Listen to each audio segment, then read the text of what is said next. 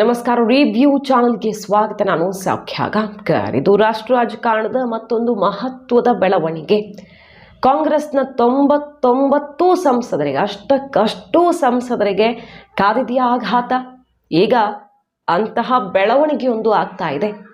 ಅದು ಕೂಡ ಚುನಾವಣಾ ಆಯೋಗವೇ ತಪ್ಪು ಮಾಡಿದೆಯಾ ಅನ್ನುವಂಥ ವಿಚಾರವೂ ಇಲ್ಲಿ ಬಂದಿರೋದ್ರಿಂದ ಗಮನ ಸೆಳೀತಾ ಇರೋದು. ಮಾಹಿತಿ ಮುಂದೆ ಇಡ್ತಾ ಇದೀವಿ.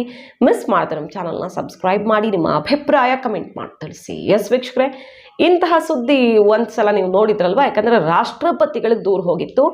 ಇವರ ಆಯ್ಕೆಯನ್ನು ಸಿಂಧುಗೊಳಿಸಬೇಕು 99 ಜನ ಕಾಂಗ್ರೆಸ್ನ ಸಂಸದರು ಮತ್ತು ಅವ್ರ ಜೊತೆಗೆ ಮಿತ್ರ ಪಕ್ಷಗಳ ಕೆಲವರು ಯಾರು ಈ ಗ್ಯಾರಂಟಿ ಆಮಿಷವನ್ನು ಒಡ್ಡಿ ಗೆದ್ದಿದ್ದಾರೋ ಅವರನ್ನು ಸಿಂಧುಗೊಳಿಸಬೇಕು, ಪ್ರಮಾಣ ವಚನಕ್ಕೆ ಅವಕಾಶ ಮಾಡಿಕೊಡಬಾರ್ದು ಅಂತೆಲ್ಲ ದೂರು ಸಲ್ಲಿಕೆ ಆಗಿತ್ತು. ಕೋರ್ಟ್ಗೂ ಕೂಡ ಹೋಗಿದ್ರು.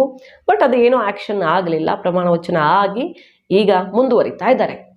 ಇದರ ನಡುವೆ ಒಂದು ಆಘಾತಕಾರಿ ಬೆಳವಣಿಗೆ. 99 ಕಾಂಗ್ರೆಸ್ನ ಸಂಸದರಿಗೆ ಅಲಹಾಬಾದ್ ಹೈಕೋರ್ಟ್ಗೆ ಈಗ ಇವರ ವಿರುದ್ಧ, ಅಂದರೆ ಇವರ ಆಯ್ಕೆಯ ವಿರುದ್ಧ PIL ಸಲ್ಲಿಕೆಯಾಗಿದೆ.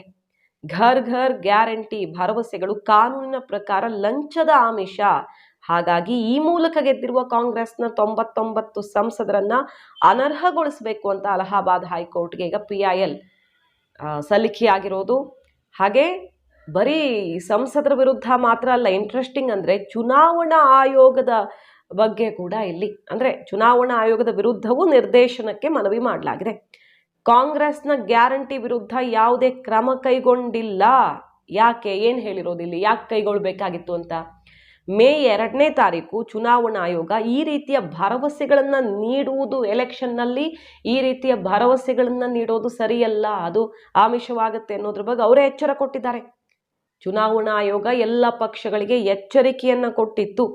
ಆದರೆ ಇದನ್ನು ಕನ್ಸಿಡರ್ ಕೂಡ ಮಾಡದೆ ಕಾಂಗ್ರೆಸ್ ನಿಯಮಗಳನ್ನು, ಚುನಾವಣಾ ಪ್ರಕ್ರಿಯೆಯಲ್ಲಿ ನ್ಯಾಯಸಮ್ಮತತೆಯನ್ನು ರಾಜಿ ಮಾಡಿಕೊಳ್ಳೋ ನಿಟ್ಟಿನಲ್ಲಿ ಗ್ಯಾರಂಟಿ ಕಾರ್ಡ್ಗಳ ವಿತರಣೆಯಲ್ಲಿ ತೊಡಗಿತ್ತು ಅಂತ ಈಗ PIL ಆರೋಪಿಸಿರೋದು. ಅಂದರೆ ಚುನಾವಣಾ ಆಯೋಗವೇ ಹೇಳಿತ್ತು, ಆದರೂ ಚುನಾವಣಾ ಆಯೋಗ ಈ ನಡೆಯ ವಿರುದ್ಧ ಆ್ಯಕ್ಷನ್ ತಗೊಂಡಿಲ್ಲ. ಯಾಕೆ ಅಂತ, ಚುನಾವಣಾ ಆಯೋಗದ ವಿರುದ್ಧ ಮತ್ತು ಈ ಗ್ಯಾರಂಟಿಗಳು ಯಾವ ನಿಯಮದ ಅಡಿಯಲ್ಲಿ ಅಕ್ರಮ ಆಗತ್ತೆ, ಲಂಚ ಆಗತ್ತೆ ಅನ್ನೋದನ್ನು ಕೋರ್ಟ್ನ ಮುಂದೆ ಗಮನಕ್ಕೆ ತಂದಿದ್ದು PIL ಸಲ್ಲಿಕೆಯಾಗಿದೆ.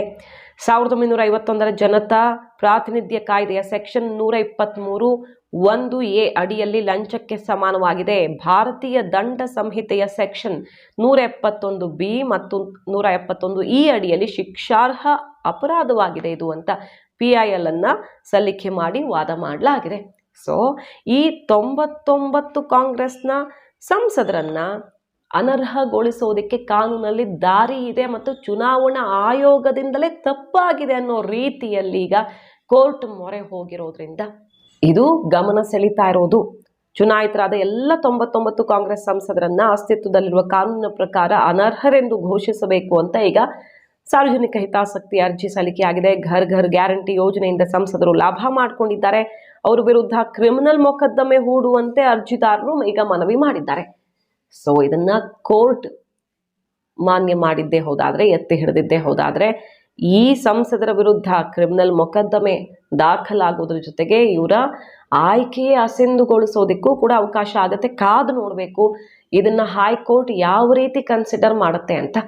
ಯಾಕಂದರೆ ಏನಾದರೂ ಜನತೆಗೆ ಒಳಿತಾಗುವಂಥ ಭರವಸೆಗಳನ್ನು ನೀಡೋದು, ಪ್ರಣಾಳಿಕೆ ಭರವಸೆಗಳೇ ಇರುತ್ತೆ ಸಾಮಾನ್ಯವಾಗಿ ಎಲ್ಲ ರಾಜಕೀಯ ಪಕ್ಷಗಳದ್ದು. ಘೋಷಣೆಗಳ ಮೇಲೆ ಘೋಷಣೆ, ಜನಪ್ರಿಯ ಘೋಷಣೆಗಳು ಎಲೆಕ್ಷನ್ ಹೊತ್ತಲ್ಲಿ ಇದ್ದೇ ಇರುತ್ತೆ. ಆದರೆ ತಿಂಗಳಿಗೆ ಇಷ್ಟು ಸಾವಿರ, ಅಕೌಂಟಿಗೆ 8,000 ಬಂದು ಬೀಳುತ್ತೆ ಅಂತನೋ, 7,000 ಬಂದು ಬೀಳುತ್ತೆ ಅಂತನೋ, ವರ್ಷಕ್ಕೆ 1 ಲಕ್ಷ ದುಡ್ಡು ಕೊಡ್ತೀವಿ ಅಂತನೋ, ಇವೆಲ್ಲ ಬೇರೆಯದ್ದೇ ರೀತಿಯ ಆಮಿಷ ಆಗತ್ತೆ. ದುಡ್ಡು ಕೊಟ್ಟು ಓಟ್ ಹಾಕ್ಸ್ಕೊಂಡಂಗೆ ಆಗತ್ತೆ ಅನ್ನೋದು ಈ PILನ ಒಳ ಅರ್ಥ. ನೋಡಿದ್ದೀವಲ್ಲ, ಬಹಳಷ್ಟು ಜನ ಪೋಸ್ಟ್ ಆಫೀಸಲ್ಲಿ ಹೋಗಿ ಖಾತೆಗಳನ್ನು ತೆರೆಯೋದಕ್ಕೆ ಯಾವ ರೀತಿ ಕ್ಯೂ ನಿಂತಿದ್ರು ಅಂತ. ಅಷ್ಟರ ಮಟ್ಟಿಗೆ ಇಂಪ್ಯಾಕ್ಟ್ ಮಾಡಿದೆ ಅಂತ ಚುನಾವಣೆ ಆದಮೇಲೆ ಫಲಿತಾಂಶದ ಬಳಿಕ ನಡೆದಂತಹ ಸಮೀಕ್ಷೆಗಳು ಕೂಡ ಹೇಳಿವೆ, ಈ ಟಕಾಟಕ್ ಇಂಪ್ಯಾಕ್ಟ್ ಆಗಿದೆ ಅಂತ. ಸೊ ಈ PIL ಈಗ ಮಹತ್ವ ಪಡೆದುಕೊಳ್ತಾ ಇದೆ. ಕಾದು ನೋಡಬೇಕು ಕೋರ್ಟ್ ಏನು ನಿರ್ಧಾರ ಮಾಡುತ್ತೆ ಅನ್ನೋದನ್ನು ಮುಂದಿನ ದಿನಗಳಲ್ಲಿ. ಮಾಹಿತಿ ನಿಮ್ಗೆ ಇಷ್ಟ ಆಗಿದ್ರೆ ಮಿಸ್ ಮಾಡಿದ್ರೆ ಚಾನಲ್ನ ಸಬ್ಸ್ಕ್ರೈಬ್ ಮಾಡಿ, ನಿಮ್ಮ ಅಭಿಪ್ರಾಯ ಕಮೆಂಟ್ ಮಾಡಿ ತಿಳಿಸಿ. Thank you.